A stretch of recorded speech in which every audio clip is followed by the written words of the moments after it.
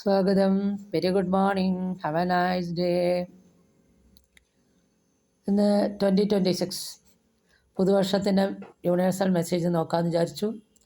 അപ്പോൾ first message Page of Wands. Page of Wands പറഞ്ഞാൽ നിങ്ങളിലേക്ക് പുതിയ മാറ്റങ്ങൾ, പുതിയ സന്ദേശങ്ങൾ വരുന്നു. ഇവിടെ കാണുന്നതും ഒരു വ്യക്തി അദ്ദേഹത്തിൻ്റെ ക്രിയേറ്റിവിറ്റി, ഗ്രേറ്റ് ഐഡിയാസൊക്കെ ഉണ്ട്.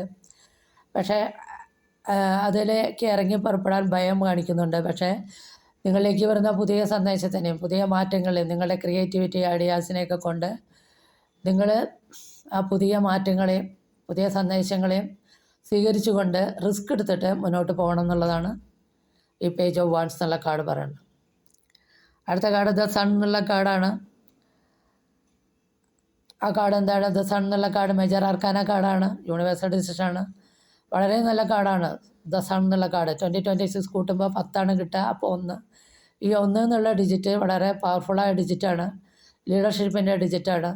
അപ്പോൾ ദി സൺ എന്നുള്ള കാർഡ് നമുക്ക് കൊണ്ടുവരുന്ന good luck, success, good health, പിന്നെ എല്ലാ ഇടങ്ങളിലും തൊഴിലവസരങ്ങളിൽ ധാരാളം കരിയർ വൈസ് ഉയർച്ച ഉണ്ടാകുന്നു, ധനപരമായി ഉയർച്ച ഉണ്ടാകുന്നു, ആരോഗ്യപരമായി വളരെ നല്ല കാർഡാണ്.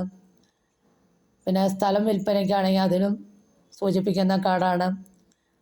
അപ്പോൾ എല്ലാ രീതിയിലും ആരോഗ്യപരമായി വളരെ നല്ലതാണ്. എല്ലാ രീതിയിലും നമുക്ക് സമ്പത്തും ഐശ്വര്യവും സമാധാനവും ആരോഗ്യവും കൊണ്ടുതരുന്ന വളരെ നല്ല ഒരു കാർഡാണ് ദ സൺ എന്നുള്ള കാർഡ്. അടുത്ത കാർഡ് നമുക്ക് എന്താണ്? ഗൈഡൻസ്, പേജ് ഓഫ് സോർട്സ് ആണ്. പേജ് ഓഫ് സോർട്സ് പറഞ്ഞാൽ ഒരുപാട് ഇതുപോലത്തെ ഗ്രേറ്റ് ഐഡിയാസും അഭിനിവേശമൊക്കെ ഉള്ള ഒരു അമിത ആവേശത്തോടെ എടുത്തു ചാടി ചെയ്യുന്ന ഒരു യുവാവിൻ്റെ കാർഡാണ് page of sorts.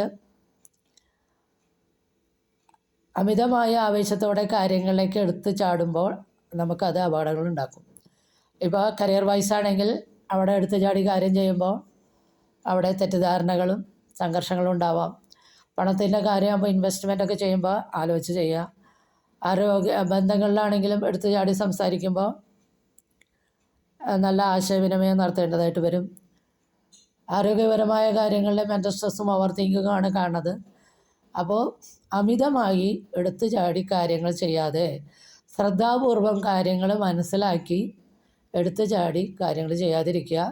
Mental സ്ട്രെസ്സിനും over തിങ്കിങ്ങിനൊക്കെ meditation പോലെയുള്ള കാര്യങ്ങൾ പ്രാക്ടീസ് ചെയ്യുക. പ്രാർത്ഥന, ഇതൊക്കെയാണ് ഓവർ തിങ്കിങ് ഒഴിവാക്കാനൊക്കെ യോഗ മുതലായവ ചെയ്യുക. അപ്പോൾ ഇതാണ് യൂണിവേഴ്സൽ മെസ്സേജ്. വളരെ നല്ല മെസ്സേജായിട്ട് എനിക്ക് തോന്നി. നിങ്ങൾക്ക് ഇത് റെസനേറ്റ് ചെയ്താൽ please do subscribe, like and share. Thank you.